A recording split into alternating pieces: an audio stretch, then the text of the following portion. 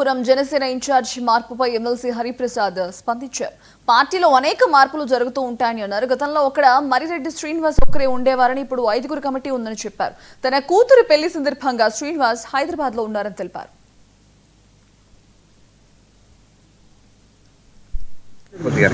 Deputy CM గారి కార్యాలయంలో control room ఏర్పాటు చేసుకొని ఆయన నిరంతరం ఇక్కడున్న మా ప్రతినిధులు ఎంపీ గారు అయితేనేమి, పెండు దర్బాబు గారు అయితేనేమి, తుమ్మల బాబు గారు అయితేనేమి, అలాగే కలెక్టర్ గారితో ఎస్పీ గారితో నిరంతరం అనుక్షణం మానిటర్ చేస్తూనే ఉన్నారు.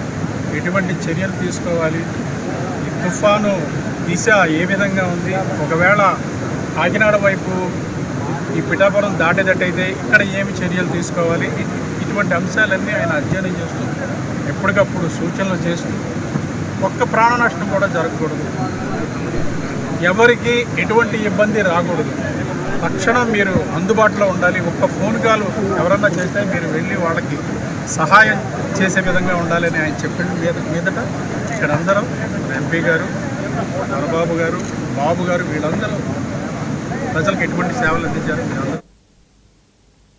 కాకినాడ జిల్లా